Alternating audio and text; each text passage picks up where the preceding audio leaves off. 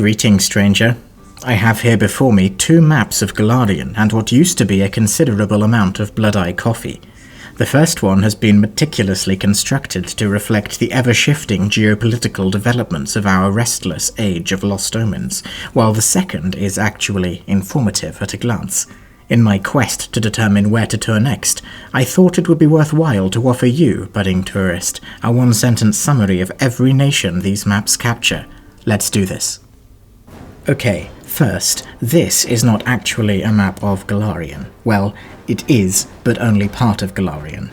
This is a map of Golarion. Its continents are vast and many of its peoples and places remain shrouded in mystery to us. Technically, this is a map of the Inner Sea region, which encompasses the continent of Avistan and roughly the northernmost third of its sibling to the south, Garund. Separating the two is the eponymous Inner Sea. The rest of the world is at least as populous as this region, but on the other hand, the rest of the world doesn't contain the abandoned home of the god who surprised everyone by dying over 100 years ago. So let's focus here today, starting with Avistan. Let's begin in the north. This white line aggregates many exciting land formations into one. In reality, these are mountains, glacier, next continent. The cartographer has skillfully managed to describe these gripping geographical features through a single, well-known yet often underappreciated fact. It's really, really cold there. Here are the lands of the Lenorm Kings, a loose confederation of tribal monarchies who agree that the best method of determining right to rule is to slay a creature whose defining characteristic is to curse you for slaying it, thereby proving both towering strength and unparalleled intelligence. Next door is Irisane, the land of eternal winter. It is governed by a dimension-hopping aristocrat called Anastasia Nikolaevna Romanova, who originally hailed from the mysterious planet Earth. The citizens there believe she was the daughter of a Russian Tsar, whereas in truth her father was the mad monk Rasputin, whose mother remains the Queen of Witches Baba Yaga. I am not joking. Heading eastwards into the realm of the Mammoth Lords, we find plenty of mammoths, but oddly, no lords.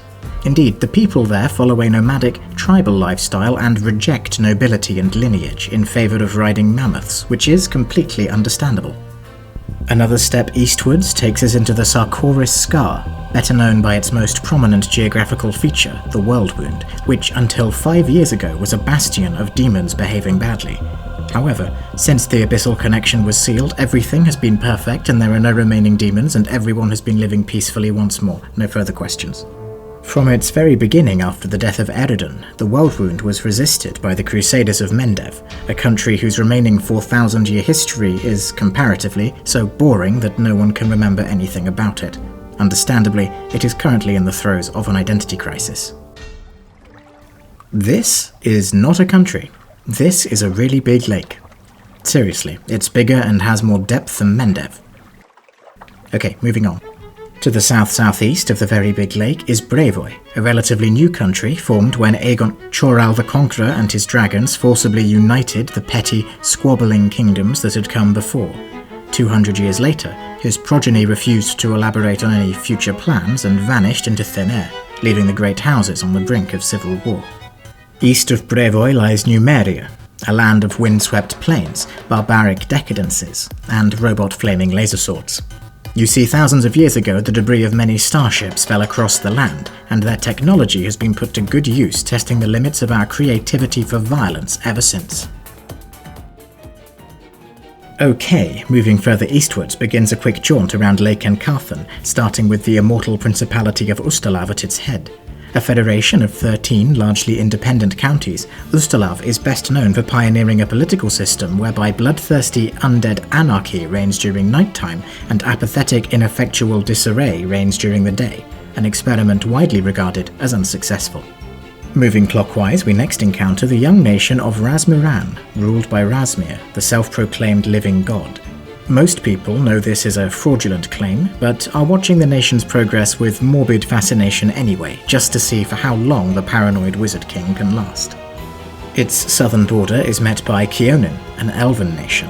Isolationist and secretive, Conan would prefer it if Golarion were governed by another planet entirely, but that is a story for another time. Swooping to Lake Carthen's southern shores, we meet the Calistocracy of Druma. If you believe that white is the best colour, sexual activity is for poor people, and that slavery is bad only because it isn't as profitable as indentured servitude, then this nation of oligarchs may just be for you. The borders here are slightly wrong, and the nation labelled Centrists is actually Iska, a vassal state of Cheliax, so inconsequential that it doesn't surprise me that nobody can remember where it begins and ends. We'll return to Cheliax soon, but for now, let's push on.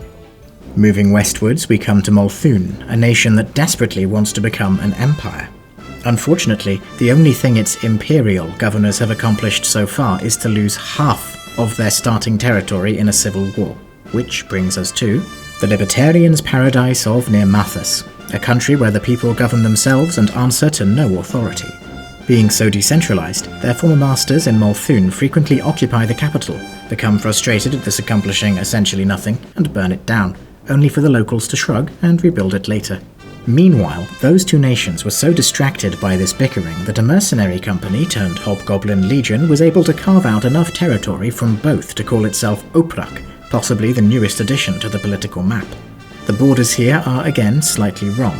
WAAAGH is actually here in the Mindspin Mountains, and today spends more time exploring the plane of Earth than it does warring against its neighbours. So now we come to the zombie-plagued Gravelands, formerly the nation of Lastwall. Despite its name, the land was somewhat paradoxically the first to fall to the forces of the Whispering Tyrant in 4717, and the surviving Knights of Lastwall, mostly now residing in the Precipice Quarter of Absalom, are the definition of "you had one job." In the middle of Lake Carthen is the aptly named Isle of Terror, used by the Lich Tarbathon as a private holiday home when he isn't getting himself blown up in some other part of the Inner Sea. It comes with all the bells and whistles of an evil island too, including permanent storms, haunted woods, and even a rift to the negative energy plane itself. So, good luck with that. Moving northwest past the Gravelands and Ustalav brings us to the ancient hold of Baelkson, where orc tribes endlessly compete for dominance. The occupied dwarven sky citadel of Urgird serves as the area's de jure capital, although the hold has not been truly united in over 1,000 years. Still, Urgird is one of the few places in Baelkson where non-orcs are not killed on sight, but only for minor grievances. West of Baelkson lies a vast, untamed and largely uninhabited frontier called Varisia. It is home to many famous cities, all independent.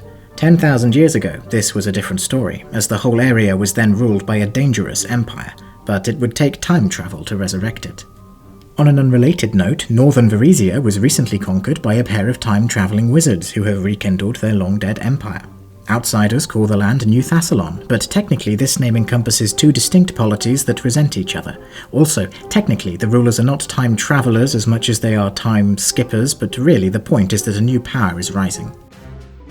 Moving south along Avistan's western shores, we next come to the theocracy of Nidal, possibly the oldest surviving nation in the Inner Sea. Nidal is best described as a collection of adjectives like dark, sinister, furtive, and edgy. Visually, the country is the embodiment of this man. Sailing directly westwards from Nidal will eventually bring you to the shores of Hermia, a perfect island nation of the Shepherd of Light himself, Menkare. There are some who will tell you that this is a sinister, multi-century eugenics experiment to breed the perfect human, but these people are wrong. There is no strife in Hermia. Hermia is on a glorious endeavour. Back on the mainland and moving south, we come to the newly independent nation of Ravenel, which is, to my knowledge, the only country on Golarion to have gained its independence as a direct result of a clerical accident. It gained its independence from Cheliax, the Infernal Empire.